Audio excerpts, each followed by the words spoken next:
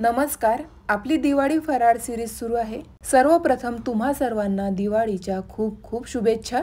आजची आपली रेसिपी आहे दिवाळीच्या फराळातला सर्वात चविष्ट, कुरकुरीत आणि जो पदार्थ लहानांपासून ते मोठ्यांपर्यंत सर्वांना आवडतो असा पदार्थ म्हणजे चकली. आज आपण अचूक प्रमाणात चकली भाजणी आणि त्यापासून मस्त कुरकुरीत, खमंग आणि अगदी पोकळ अशी चकली कशी बनवायची ते बघणार आहोत. रेसिपी नेहमीप्रमाणे सोपी आहे. अगदी पहिल्या प्रयत्नात परफेक्ट चवीची कुरकुरीत अशी चकली तुम्ही सुद्धा करू शकता, माझी गॅरंटी आहे. चला तर वेळ न घालवता पटकन आपण रेसिपीला सुरुवात करूया. सर्वात आधी आपण चकलीची भाजणी बनवून घेऊया. त्यासाठी काय काय साहित्य लागणार आहे ते बघूया. इथे मी रेशनचा अर्धा किलो तांदूळ घेतलेला आहे. वजनी प्रमाण अर्धा किलो म्हणजे 500 ग्राम आणि वाटीने जर प्रमाण घेतलं तर 4 वाटी मी इथं रेशनचा तांदूळ घेतलेला आहे. तुम्ही बासमती तुकडा तांदूळ सुद्धा घेऊ शकता. मात्र ज्या तांदळाचा भात चिकट होतो तो तांदूळ आपल्याला घ्यायचा नाही. त्यानंतर इथं मी 100 ग्राम मुगाची डाळ, त्यानंतर 50 ग्राम इथं उडीद डाळ घेतलेली आहे. पॉलिश डाळ आपल्याला घ्यायची आहे. 100 ग्राम पोहे घेतलेले आहेत. त्यानंतर 200 ग्राम इथं हरभरा डाळ, 100 ग्राम साबुदाणा, 20 ग्राम आपल्याला धने घ्यायचे आहेत, 10 ग्राम जिरे घ्यायचे आहे. वजनी आणि वाटीचं प्रमाण डिस्क्रिप्शन बॉक्समध्ये दिलेलं आहे, नक्की चेक करा. सर्व साहित्य स्वच्छ निवडून डाळी मी कॉटनच्या कपड्याला पुसून घेतलेले आहेत आणि तांदूळ सुद्धा मी कॉटनच्या कपड्यालाच पुसून घेतलेले आहेत. चला तर भाजणी कशी बनवायची ते बघूया. आता सर्व साहित्य आपल्याला व्यवस्थित भाजून घ्यायचं आहे. त्यासाठी गॅसवर मी जाड तळाची कढई घेतलेली आहे. जाड तळाची आणि गोल कढई आपल्याला घ्यायची आहे म्हणजे धान्य व्यवस्थित भाजता येतं. सर्वात आधी आपण हरभरा डाळ भाजून घेऊया. हरभरा डाळ भाजायला थोडा वेळ लागतो. जोपर्यंत डाळीला हलकेसे डाग लागत नाही तोपर्यंत आपल्याला व्यवस्थित डाळ भाजून घ्यायची आहे. गॅसची फ्लेम मीडियम ठेवायची आहे. इथं मला 5 ते 6 मिनिट लागलेले आहे ही डाळ भाजायला. कॉटनच्या कपड्यावर आता डाळ थंड होण्याकरता ठेवून देऊया. डाळ व्यवस्थित पसरून घ्यायची आहे म्हणजे ती पटकन थंड होते. त्यानंतर कढईमध्ये मुगाची डाळ आणि उडदाची डाळ आपण एकत्र भाजणार आहोत. दोन्ही डाळी सारख्या असल्यामुळे वेळ एकसारखा लागतो आणि दोन्ही डाळी व्यवस्थित भाजल्या जातात. मीडियम फ्लेमवर ही डाळ भाजायला आपल्याला 3 ते 4 मिनिट लागलेले आहेत. डाळीचा रंग आपल्याला अजिबात बदलू द्यायचा नाही. व्यवस्थित डाळ भाजून घ्यायची आहे. डाळी आता आपण कॉटनच्या कपड्यावर काढून घेऊया. दोन्ही डाळी आपल्या व्यवस्थित भाजून तयार झालेल्या आहेत. त्यानंतर आपण तांदूळ भाजून घेऊया. तर तांदूळ सुद्धा आपल्याला मीडियम फ्लेमवरच भाजून घ्यायचा आहे. तांदूळ फुलेपर्यंत आपल्याला व्यवस्थित भाजून घ्यायचा आहे. तांदूळ भाजायला 10 ते 12 मिनिट लागतात. आता बऱ्याच मैत्रिणींना प्रश्न पडलेला असतो, जेव्हा आपण चकली बनवतो तर तांदूळ कोणता वापरावा. तर इथं आपण रेशनचा तांदूळ वापरायचा आहे. रेशनच्या तांदळाची चकली अप्रतिम होते. 10 ते 12 मिनिट मीडियम फ्लेमवर मी तांदूळ व्यवस्थित भाजून घेतला. यामध्ये मी पोहे सुद्धा भाजून घेणार आहे. तांदूळ भाजल्यानंतर आपल्याला पोहे 2 ते 3 मिनिट व्यवस्थित भाजायचे आहेत. पोहे भाजायला जास्त वेळ लागत नाही त्यामुळे मी तांदूळ सोबतच व्यवस्थित भाजून घेणार आहे. आपण ज्या पोह्यांचे कांदे पोहे बनवतो तेच पोहे आपल्याला घ्यायचे आहेत. तांदूळ फुलेपर्यंत आपण व्यवस्थित भाजून घेतला. त्यानंतर यामध्ये आपण पोहे सुद्धा भाजून घेतले. गॅसची फ्लेम मीडियम ठेवली आणि व्यवस्थित दोन्ही साहित्य भाजून घेतलेले आहेत. आता तांदूळ आणि पोहे आपल्याला कॉटनच्या कपड्यावर काढून घ्यायचे आहेत.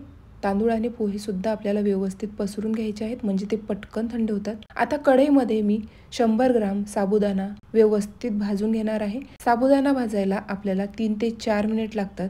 साबुदाणा सुद्धा मीडियम फ्लेमवर भाजायचा आहे.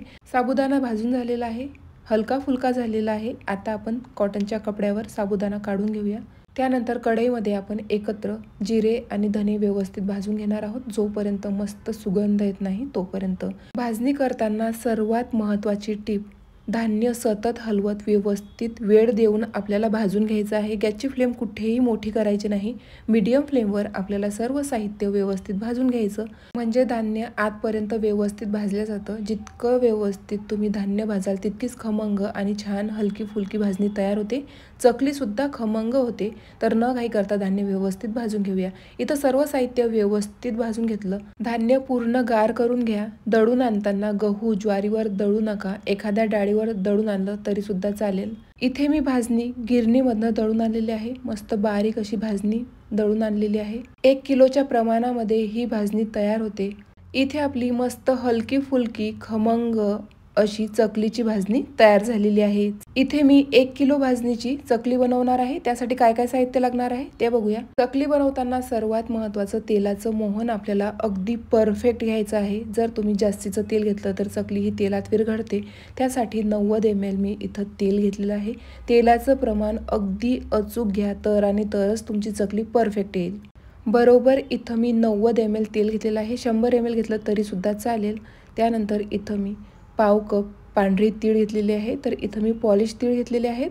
1 मोठा चमचा ओवा घ्यायचा आहे। 2 मोठे चमचे म्हणजे 2 टेबलस्पून मी इथं लाल मिरची पावडर घेतलेली आहे आणि चवीनुसार आपल्याला मीठ घ्यायचं आहे। लाल मिरची पावडरचं प्रमाण तुम्ही तुमच्या चवीनुसार कमी अधिक करू शकता। आता कपचं प्रमाण जर म्हटलं तर बरोबर 8 कप आपली ही चकली भाजणी भरलेली आहे। 1 किलो भाजणी आणि कपच्या प्रमाणामध्ये ती बरोबर 8 कप भरते।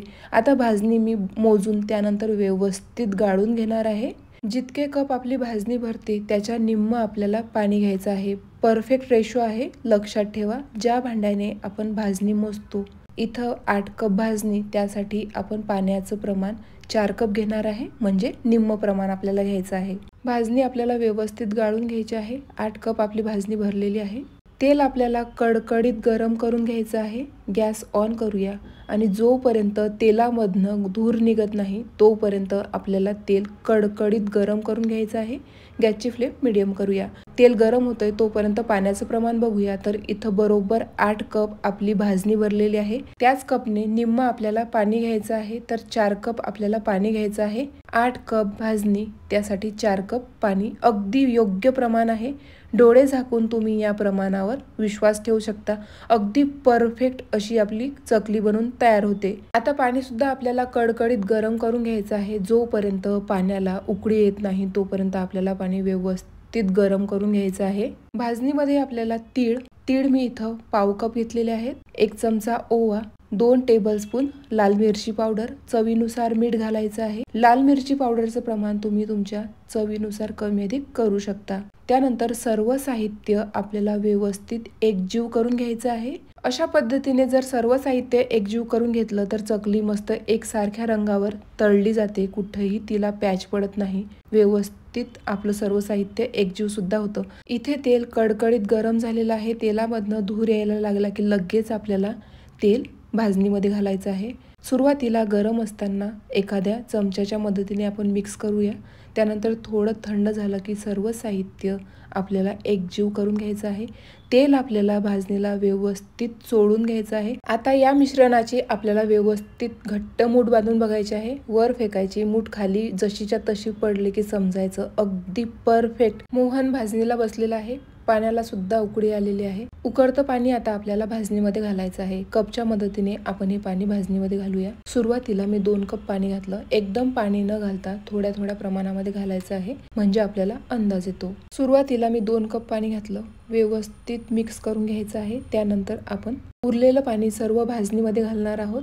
पाणी खूप गरम आहे त्यामुळे आपल्याला काळजी घ्यायची आहे। व्यवस्थित मिक्स करूया। सुरुवातीला मी 2 कप पाणी घातलं, त्यानंतर 3रा कप आहे, व्यवस्थित मिक्स करायचं आहे। आता यामध्ये मी 4था कप पाणी ऍड करणार आहे। इथं आपण टोटल 4 कप पाणी वापरलेलं आहे। 8 कप भाजणीसाठी 4 कप पाणी अगदी योग्य प्रमाण आहे।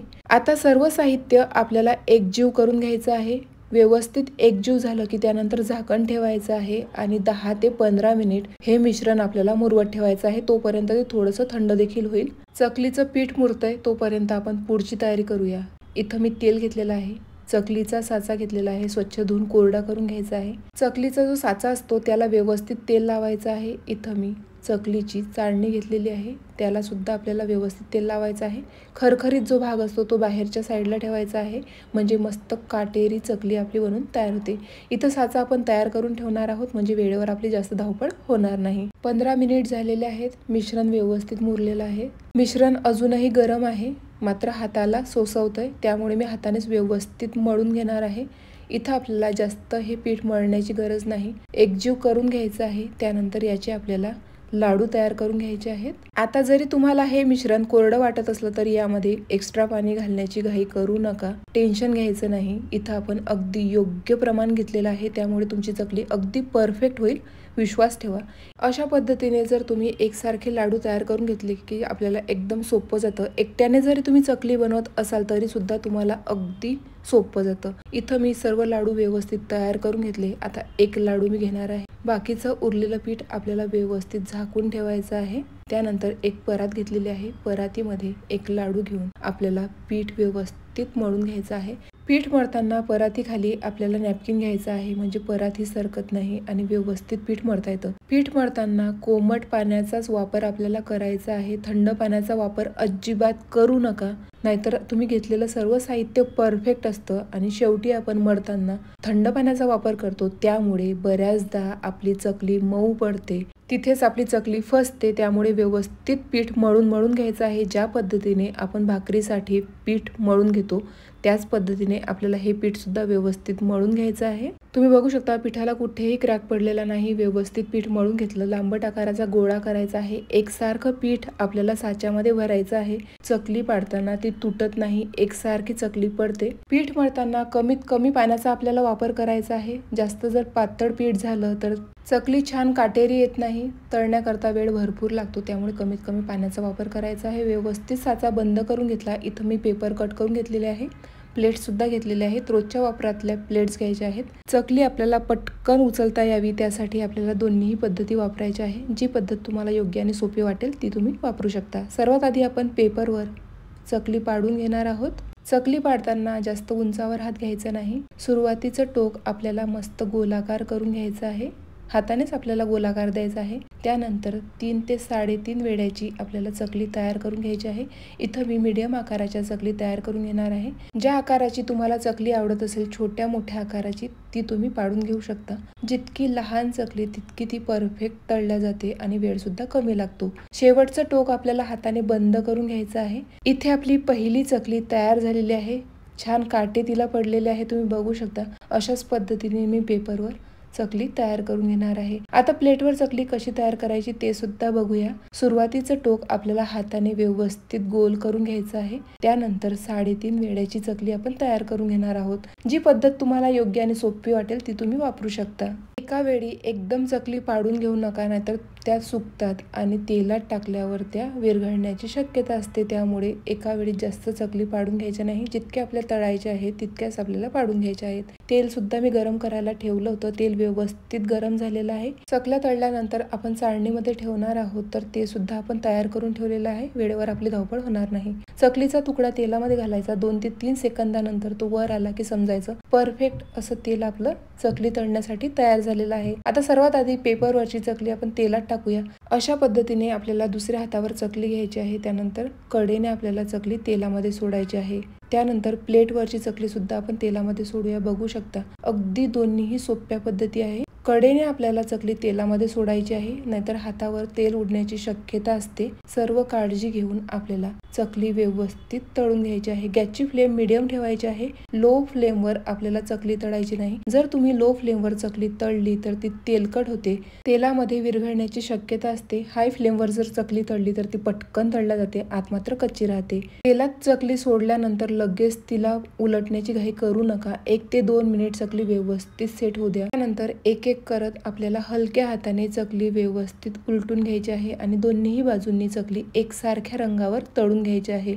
3 ते 4 मिनिट एक बॅच तळण्याकरता लागतात, अजिबात घाई करू नका। चकली तळताना पेशन्स खूप लागतात, त्यामुळे घाई न करता चकली आपल्याला एकसारख्या रंगावर तळून घ्यायची आहे। चकलीवरचे बुडबुडे कमी व्हायला लागले की समजायचं की चकली आपली परफेक्ट तळून झालेली आहे। आता चकली आपण तेलाच्या बाहेर काढूया। तुम्ही बघू शकता रंग किती सुंदर आलेला आहे, अगदी काटेरी आणि मस्त कुरकुरीत अशी आपली चकली तयार झालेली आहे।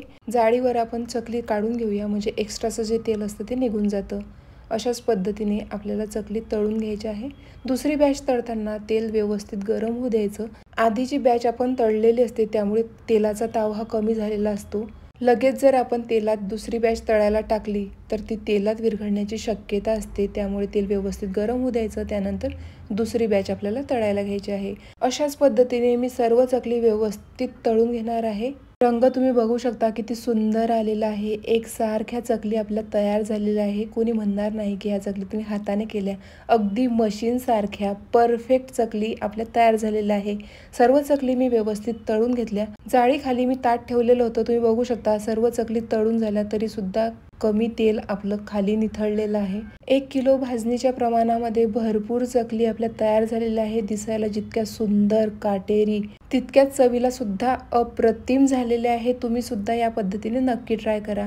एक चकली मी तुम्हाला तोडून दाखवते. अतिशय कुरकुरीत आणि पोकळ ही चकली तयार झालेली आहे. संपेपर्यंत कुरकुरीत राहणारी 1 ते 2 महिना आरामात टिकणारी ही चकली तयार झालेली आहे. तुम्ही सुद्धा नक्की ट्राय करा. जर तुम्हाला आजची रेसिपी आवडली असेल तर प्लीज जास्तीत जास्त शेअर करा. अशाच मस्त नवनवीन आणि पारंपरिक रेसिपीजसाठी योगिताज किचन स्टोरीला सबस्क्राईब करायला मात्र विसरू नका. Thank you for watching. भेटूया नवीन रेसिपी सोबत.